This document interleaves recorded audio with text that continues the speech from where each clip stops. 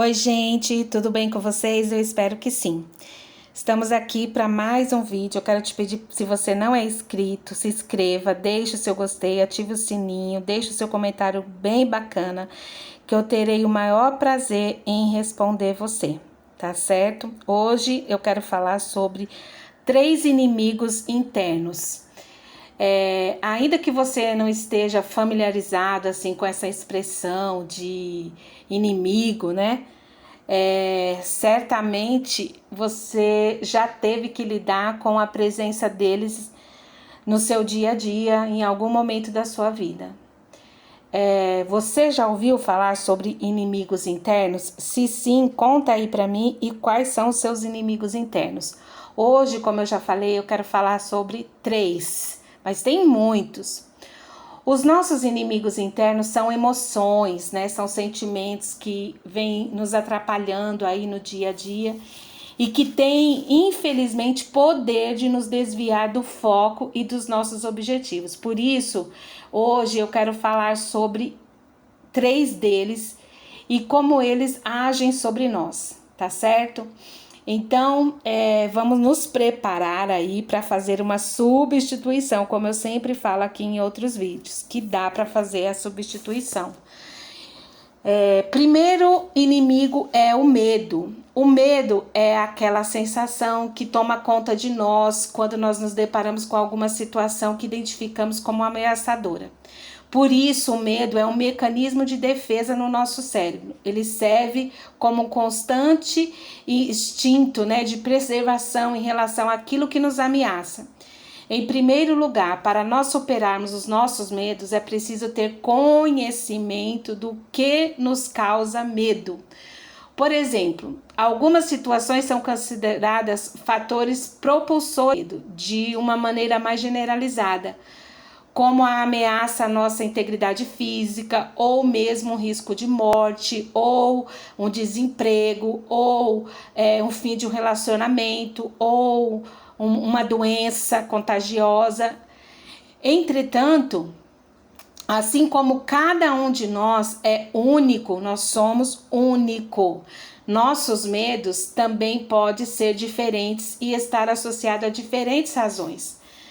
Eu não sei qual é o seu medo. Eu, por exemplo, tenho muito medo mesmo de rato, né? Eu tenho pânico de rato. Pode ser uma bobeira para você, mas eu não sei qual é o seu medo, né? Diga aí para mim nos comentários qual é o seu medo. Por isso, o autoconhecimento é importante para ajudar a identificar a origem dos nossos medos e trabalhar mudanças de atitudes mentais para superá-los. Então eu estava conversando com Deus aqui em casa e eu fiquei pensando assim, por que, Senhor, que eu tenho esse medo de rato, tanto esse medo de rato? O medo não é do rato, o medo surgiu quando eu era muito pequenininha, a minha mãe saiu para comprar cigarros, e eu fui tentar abrir a porta e não consegui abrir a porta e fiquei presa do lado de dentro e eu chamava pela minha mãe e claro, ela não me ouvia. Eu devia ter menos de 4 anos com certeza, porque ainda meu outro irmão não tinha nascido. E eu fiquei gritando. Nisso eu vi um ratinho em cima da nossa geladeira.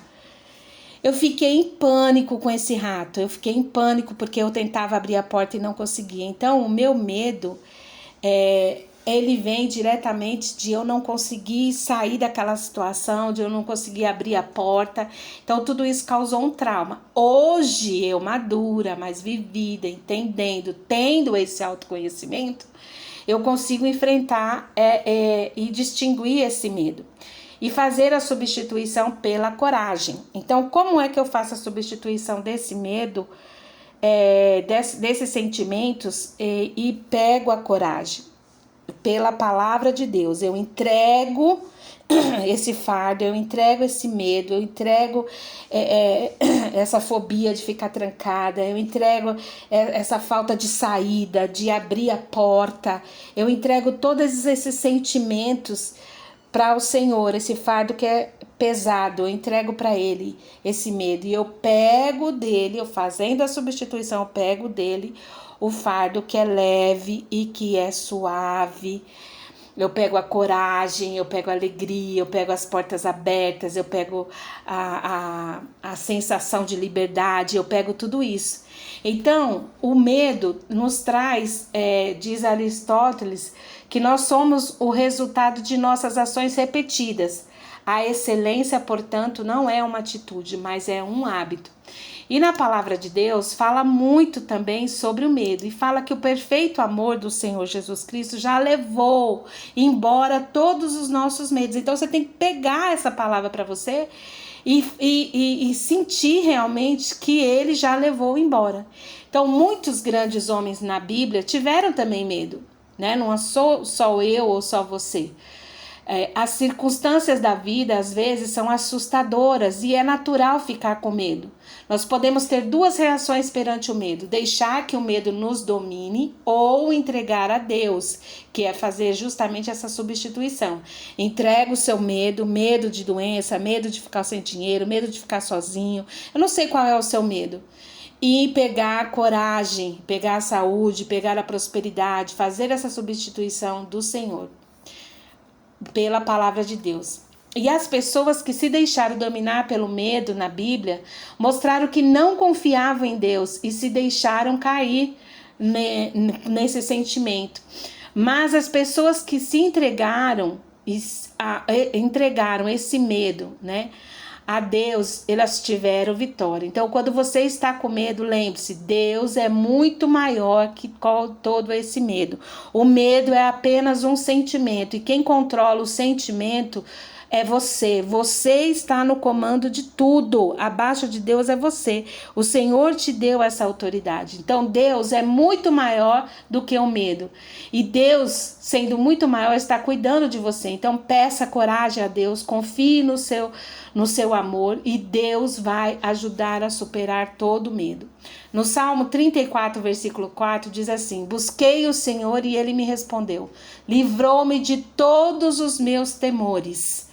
Isaías 41:10 diz assim: por isso não tema, pois estou com você, não tenha medo, pois eu sou o seu Deus, eu o fortalecerei e o ajudarei, eu o segurarei com a minha mão direita vitoriosa. Salmo 56, versículo 3, mas eu, quando estiver com medo, confiarei em ti, Senhor. E Hebreus 13:6 diz: podemos, pois, dizer com confiança, o Senhor é o meu ajudador, então não temerei. O que me podem fazer os homens? É uma pergunta. O segundo sentimento é o negativismo. Primeiramente, reflita sobre o seu comportamento diante de uma situação difícil. Agora avalie se você costuma ser mais positivo, buscando saídas para o seu problema, ou você é tomado pelo sentimento de negatividade, de frustração, de murmuração, de reclamação e pelo desânimo. Coloca aí para mim, nos comentários, o que você faz numa situação difícil? Eu quero saber. Pois é o negativismo que pode ser traduzido como a maneira como você enxerga as coisas. O negativismo é um mal que, assim como o medo, pode limitar bastante a nossa vida. Ele impõe barreiras que não existiriam a partir de uma atitude mais positiva. Por exemplo, você costuma reclamar quando alguém pede um favor para você, mas acaba fazendo mesmo assim? É um erro comum que, na prática, anula o seu esforço de ajudar a pessoa com a impressão de má vontade. Então, se você sempre está reclamando, se você sempre está murmurando, se tudo que falam para você, não vai dar certo, a minha vida é uma droga, quem dera eu conseguisse, eu tenho um dedo podre para homem, o dinheiro é maldito, a minha vida nunca vai para frente, eu sou assim. Para com esse negativismo, com essa murmuração na sua vida agora. essa conduta acaba minando a possibilidade de eventuais oportunidades chegarem até você, além de gerar receios nas suas relações. Afinal, do que adianta você reclamar, ficar sempre sendo negativo, se o esforço para realizar as coisas é o mesmo? Adianta? Por isso, procure observar o seu comportamento. Tenha em mente a seguinte máxima: ser negativista não resolve os problemas, mas pode abreviar os dias. Porque a pessoa vai ficando doente, vai ficando mal, vai ficando com raiva, vai ficando mal-humorada a cada dia mais. E a palavra de Deus, a Bíblia, ela fala que nós temos que tomar muito cuidado com os nossos pensamentos. Deus não nos deu a capacidade de raciocínio para usarmos de uma forma negativa, não, mas de um modo que nós devemos agradar a Deus. Pensamentos negativos, coisas ruins, maldade, ganância, prazeres carnais, ficar maquinando, fofocando, falando mal dos outros, julgando os outros, tudo isso são inclinações carnais, são coisas que geram frutos podres, né? Se é que pode gerar. Geram más atitudes na sua vida, na minha vida, que terminam nos afastando de Deus e dos princípios da sua palavra e nos afastando daquilo que é o desejo do nosso coração, de ter a vitória, de ter uma cura, de ter a prosperidade, de ter dinheiro, de ter uma vida bem-sucedida, de ter uma vida em paz, de ter saúde. Todos esses pensamentos atrapalham, porque a palavra do Senhor diz que assim como o homem se imagina, assim ele é. Em Isaías 55, versículo 8 e 9 diz assim: pois os meus pensamentos não são os pensamentos de vocês, nem os seus caminhos são os meus caminhos, declara o Senhor. Assim como os céus são mais altos do que a terra, também os meus caminhos são mais altos do que os seus caminhos, e os meus pensamentos mais altos do que os seus pensamentos.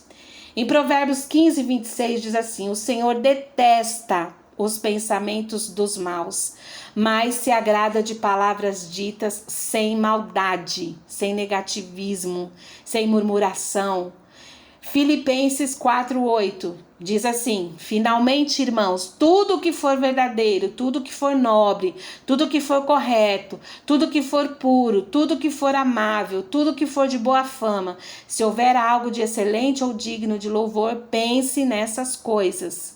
Salmo 94, versículo 11. O Senhor conhece os pensamentos do homem e sabe como são fúteis. Então, como é que tá os seus pensamentos? Porque assim como você se imagina, assim você é. Bora pensar positivo. Quando vier, não vou conseguir, não vai dar certo, não vou comprar meu carro, não vou conseguir pagar as contas. Essa doença, eu vou morrer com essa doença é crônica. Não vou ser feliz no amor. Bora parar com isso agora. Levanta o teu astral e começa a substituir. Entrega todo esse negativismo, esse fardo pesado, essas coisas ruins que você está pensando, essa mente ruim que você está tendo, esses pensamentos ruins, no altar de Deus, e pega dele a positividade, pega nele o renovo, pega nele as coisas boas, para que você possa experimentar a boa, perfeita e agradável vontade de Deus na sua vida. Você precisa mudar as tuas atitudes e as tuas falas. O terceiro e último inimigo interno que eu quero trazer aqui hoje é a raiva. A raiva, né? E aí, você já teve muita raiva? Você tá com raiva de alguém? Você tá com raiva de alguma pessoa? Ou de alguma situação? E eu quero falar em dois sentidos da raiva e já substituindo a raiva pela revolta, né? Uma revolta que gera coisa boa em você. Vamos falar um pouquinho sobre isso agora. Anteriormente, já falamos em vários vídeos aqui, e nesse vídeo também, que a emoção da raiva, ela é tão controversa, né? porque apesar dela ser percebida de uma maneira negativa, assim como o medo, a raiva também ela desempenha um papel útil para a nossa preservação, estando associada ao nosso instinto de defesa ou de autopreservação. Entretanto, a raiva pode ser, para algumas pessoas, uma emoção muito difícil de conter, né? E responsável por desencadear comportamentos agressivos, brigas, palavrões, inimizades, destruições. Mas dominar a raiva, afinal, não é uma tarefa muito simples. Ela exige autoconhecimento e é uma percepção mais gentil sobre o que ela causa em nós. De onde vem a sua raiva? Você já parou para pensar nisso? De onde vem a sua raiva? O que é possível fazer para usá-la a seu favor? Comenta aí nos comentários para mim. Deixa esse comentário bem bacana que eu quero conhecer você e aqui você pode também estar ajudando outras pessoas. Se você ainda não é inscrito nesse canal, se inscreva no canal. Não fique aqui clandestinamente. Se inscreva, curta, compartilhe, ative os sininhos das notificações. A raiva ela tem aspectos positivos quando é canalizada para transformar as coisas ou combater injustiças. Por exemplo, se você quer transformar o mundo, mexa primeiro em seu interior. Tem muitos versículos falando sobre a raiva, né? O sentimento de ira, de raiva, ela pode também nos afastar de Deus. Como nós somos imagem e semelhança de Deus, nós devemos abandonar todo comportamento explosivo, né? Que pode nos levar à destruição. E o Senhor, nosso Deus, aconselha isso, nós temos um coração manso, um coração tranquilo. E na palavra de Deus nós encontramos a fonte necessária para aliviar os nossos corações. Às vezes nós passamos por situações de injustiça, de indignação. Apesar dos pesares, nós devemos aprender a nos contermos e entregarmos todas as nossas angústias a Deus e evitar ferir o nosso próximo e a nós mesmos. Tem versículo na palavra de Deus que fala assim, olha, em Provérbios 30, versículo 33, diz assim: pois assim como pode bater o leite produz manteiga, e assim como torcer o nariz produz sangue, também suscitar a raiva produz contenda. Mateus 11, 29, tomem sobre vocês o meu jugo, e aprendam de mim, pois eu sou manso e humilde de coração, e vocês encontrarão descansos para as suas almas. Provérbios 15, versículo 1. A resposta calma desvia a fúria, mas a palavra ríspida desperta a ira. E a substituição para isso é a revolta, né? É você entregar esse inimigo aí diante de Deus e buscar uma revolta de você não querer que aquilo fique na sua vida, né? A revolta, ela é mais ou menos assim, é o início, né? De uma nova vida. Você não aceita essa situação, eu não quero ficar dessa forma, eu não vou continuar com essas dívidas, eu não vou ficar com raiva de ninguém, com ódio de ninguém, eu não vou ficar com essa inimizade no meu coração, eu não vou ficar com esse ódio, essa situação tem que acabar, essa situação de enfermidade, e você se revoltar. Então a revolta é o início de uma nova vida, para que você possa experimentar a boa, perfeita e agradável vontade de Deus. Então não existe a possibilidade de Deus se manifestar se não for por meio de uma fé assim revoltosa, sabe? Deus disse a Gideão assim: vai nessa tua fé, força e livra Israel. E foi aí que tudo começou. A revolta inflamou o coração de Gideão no seu interior para livrar, para resolver o problema. Então, da mesma forma que essa revolta incendiou, inflamou o coração de Gideão, que ela possa estar dentro de nós, essa revolta, né, de não aceitar uma situação, não se conformar com a situação ruim atual, mas saber que Deus tem o melhor para as nossas vidas sempre. Então, que você possa enfrentar esses 3 inimigos, conhecendo esses 3 inimigos internos, o medo, o negativismo e a raiva, e fazer a substituição. Se você quiser mais vídeos sobre esse assunto, você deixa aqui no seu comentário para que eu possa fazer mais vídeos e assim o YouTube também entregar mais vídeos para você. Ativa o sininho e que você não tenha nem medo, nem não seja uma pessoa negativista e não tenha raiva, mas sim uma revolta, tá certo? Um beijo e até o próximo vídeo.